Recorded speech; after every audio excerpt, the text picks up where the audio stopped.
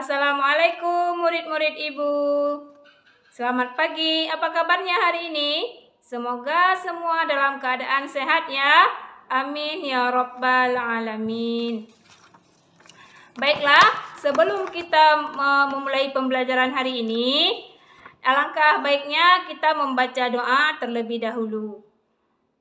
A'udzu billahi minasy syaithanir rajim. Bismillahirrahmanirrahim. Rabbi zidni ilman warzuqni fahman.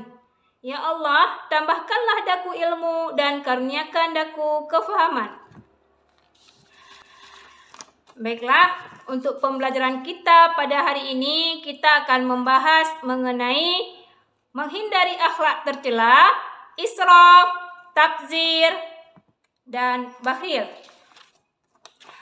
Adapun tujuan pembelajaran pada pertemuan kali ini adalah agar dengan pembelajaran ini murid-murid Ibu diharapkan dapat memahami pengertian, bentuk dan dampak dari sikap israf, tabzir dan bakhil serta hikmah dari sikap tersebut. Kemudian sebelum memasuki pembahasan materi pada hari ini, coba anak-anak Ibu mengamati gambar berikut ini dan buatlah komentar ataupun pertanyaan. Coba diamati dulu gambar ini.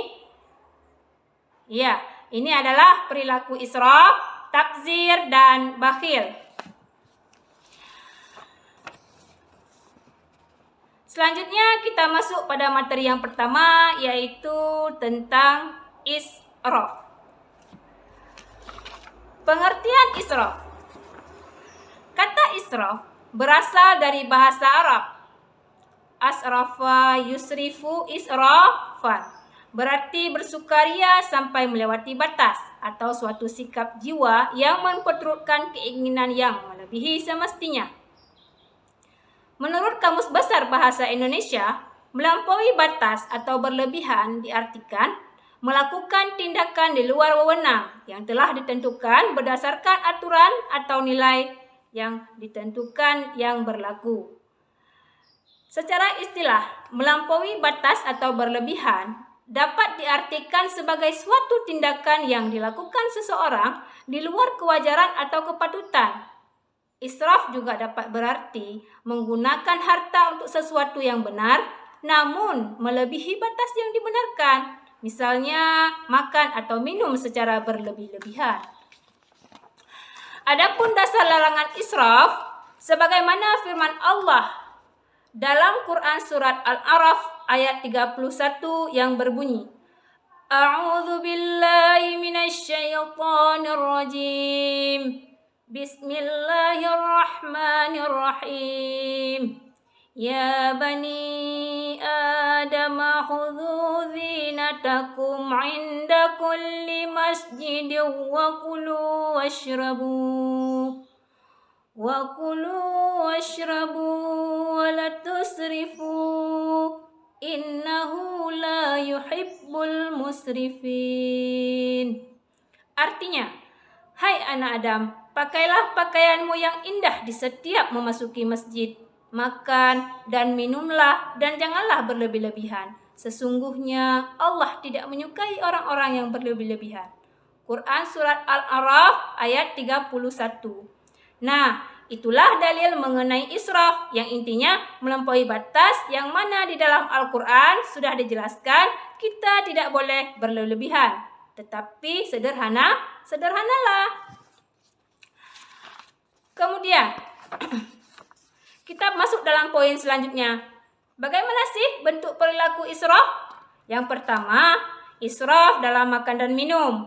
Misalnya, mengkonsumsi makanan melebihi nutrisi yang dibutuhkan tubuh. Termasuk dalam kategori ini adalah bermewah-mewahan dalam makan dan minum. Yang kedua, israf dalam berpakaian. Misalnya, memakai pakaian yang justru tidak sesuai dengan syariat. Misalnya, baik itu terlalu panjang maupun terlalu kecil. Kemudian yang ketiga, israf dalam penggunaan air. Misalnya, mencuci pakaian dan menggunakan air yang berlebihan. Atau membiarkan keran air terbuka begitu saja, sehingga air terbuang percuma. Yang keempat, israf dalam penggunaan listrik. Misalnya tidak mematikan lampu setelah selesai dipakai, tidak mematikan kipas angin setelah tidak dipakai, dan sebagainya. Yang kelima, israf dalam penggunaan alat komunikasi. Misalnya mengobrol dengan ponsel berlama-lama, main game online, dan sejenisnya, sehingga melupakan waktu istirahat, waktu belajar, dan waktu beribadah. Selanjutnya, bagaimana sih dampak sikap israf? Yang pertama, perilaku israf merupakan salah satu perwujudan dari sikap ingkar terhadap nikmat Allah. Yang kedua, perilaku israf dapat memunculkan kecemburuan sosial yang dapat memicu kerawanan sosial. Yang ketiga, israf dapat menimbulkan perilaku rakus. Kemudian setelah ini, bagaimana sih cara menghindari supaya dari sikap israf ini? Yang pertama, menjauhi semua penyebabnya. Yang kedua, bertawakal kepada Allah. Yang ketiga, berlatih mengatur pengeluaran dengan manajemen yang benar. Yang keempat, memahami segala akibatnya jika bersikap berlebihan. Yang kelima, mengingat keadaan fakir atau kalau suatu saat nanti kita jatuh miskin. Yang keenam, menyalurkan harta melalui zakat, sedekah, dan infak. Yang ketujuh, hidup hemat dan sederhana. Yang kedelapan, tidak tergoda dengan kemewahan hidup. Yang kesembilan, membuat skala prioritas dalam belanja. Nah, itulah pembahasan kita mengenai israf. Bagaimana murid-murid Ibu? Apakah sudah dipahami sampai di sini pembelajaran kita? Ya. Kemudian selanjutnya kita masuk dalam pembahasan yang kedua, yaitu tentang tabzir. Pengertian tabzir. Istilah tabzir berasal dari bahasa Arab, disebut dengan badzara yubadziru tabziran. Dalam tafsir Departemen Agama diartikan sebagai suatu perbuatan menghambur-hamburkan harta. Menurut Kamus Besar Bahasa Indonesia, tabdir diartikan berlebih-lebihan atau menghambur-hamburkan dalam pemakaian uang ataupun barang. Secara istilah, boros adalah perbuatan yang dilakukan dengan cara menghambur-hamburkan uang ataupun barang dengan tujuan untuk memenuhi kesenangan. Tabdir juga bisa diartikan sebagai menggunakan harta untuk sesuatu yang tidak benar. Misalnya, membelanjakan harta untuk tujuan maksiat. Sebagian ulama memahami tabzir atau pemborosan sebagai sesuatu pengeluaran yang bukan hak. Jika seseorang mengeluarkan hartanya sebanyak apapun untuk sesuatu yang hak, maka orang tersebut tidak disebut sebagai pemboros. Sebaliknya, apabila seseorang mengeluarkan harta untuk perkara yang batil, walaupun sedikit, maka dia disebut pemboros. Bagaimana dasar larangan tabzir? Dasar larangan tabzir sebagaimana firman Allah dalam Quran surat Al-Isra ayat 26 sampai 27 yang berbunyi, A'udzu billahi minasy syaithanir rajim. Bismillahirrahmanirrahim. Wa atizal qurba haqqahu wal miskina wabnas sabil.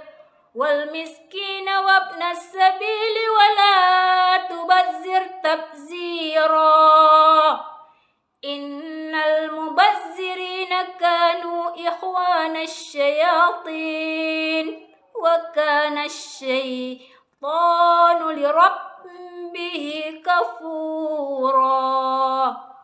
Artinya, dan berikanlah kepada keluarga-keluarga yang dekat akan haknya kepada orang miskin dan orang yang dalam perjalanan, dan janganlah kamu menghambur-hamburkan hartamu secara boros.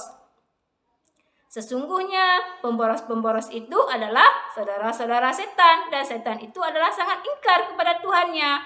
Quran surat Al-Isra ayat 26 sampai dengan 27. Jadi dari pengertian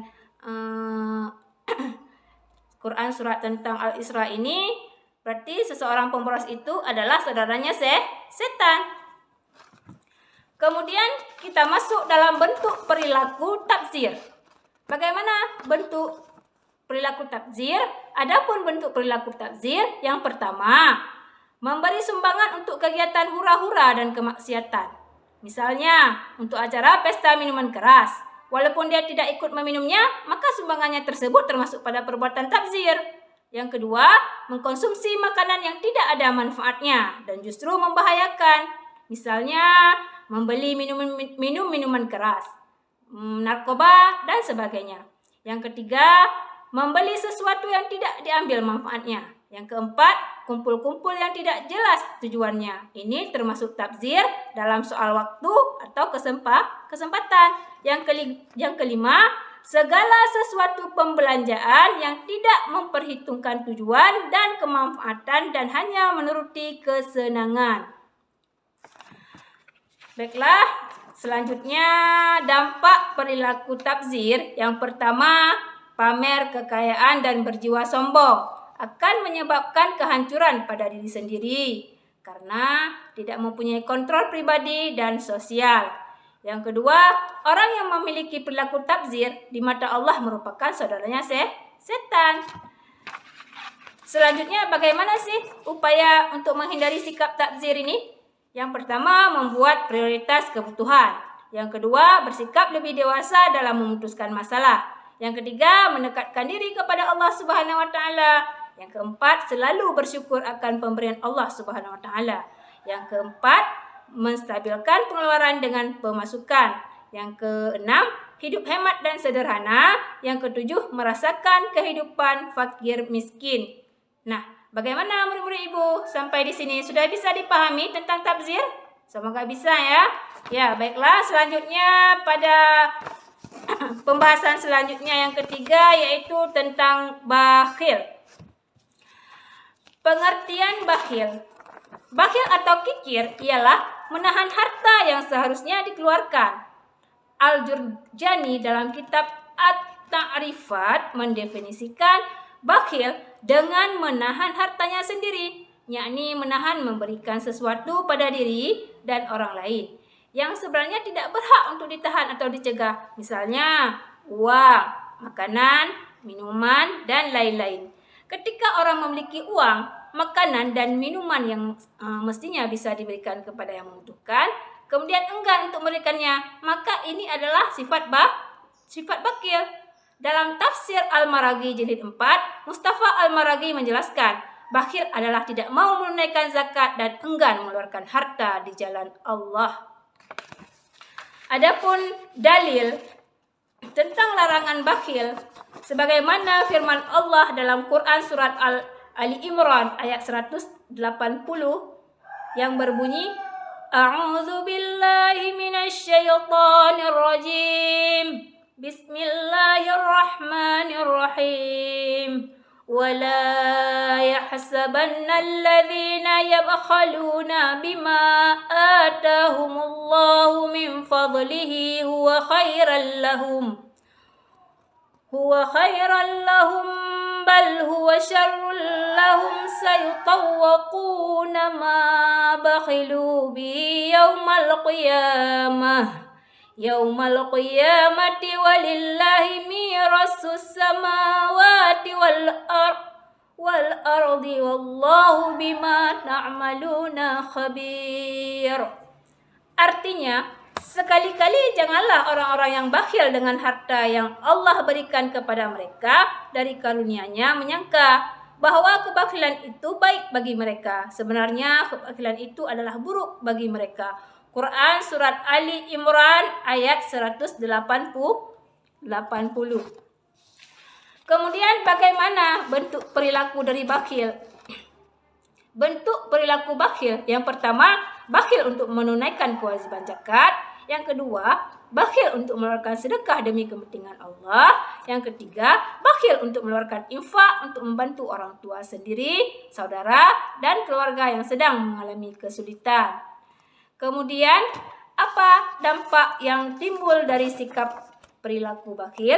Yang pertama, harta yang ditahan karena kebakhilan akan dikalungkan lehernya di hari kiamat. Yang kedua, mengikuti jejak setan. Yang ketiga, terhalang masuk surga. Yang keempat, rezeki jadi sempit. Dan yang kelima, menimbulkan malapetaka. Kemudian bagaimana cara kita menghindari sifat bakhil ini? Yang pertama, meyakini bahwa segala sesuatu itu milik Allah. Yang kedua, banyak bersyukur atas nikmat Allah. Yang ketiga, menyadari realitas kehidupan orang miskin dan duafa. Yang keempat, berusaha membantu sesama. Misalnya seperti gemar dalam mengikuti acara sosial. Nah, mengenai pembahasan ini, apakah murid-murid ibu bisa memahaminya? Selanjutnya, kita masuk dalam pembahasan yang terakhir, yaitu hikmah yang dapat kita petik dari pembelajaran yang udah kita bahas hari ini, yaitu yang pertama, kita senantiasa selalu mawas diri dan mencari rezeki dengan cara yang baik. Yang kedua, tidak menghambur-hamburkan harta. Yang ketiga, sederhana dalam menjalani kehidupan. Yang keempat, suka berbagi dengan yang lain. Yang kelima, rajin menabung untuk masa depan. Nah, itulah hikmah dari pembelajaran kita hari ini. Semoga bisa kita manfaatkan untuk kehidupan selanjutnya. Untuk jika memang masih belum mengerti tentang pembahasan hari ini, murid-murid ibu bisa langsung berkomunikasi dengan ibu. Ibu siap untuk membantunya. Untuk mempertegas pembelajaran kita hari ini, ibu akan memberi tugas kepada murid-murid ibu yang akan dikumpulkan pada pertemuan selanjutnya. Apa sih tugas-tugasnya? Nah, tugas murid ibu adalah, coba silakan carilah masing-masing 5 contoh perilaku israf, tabzir, dan bakhil yang berada di sekitarmu.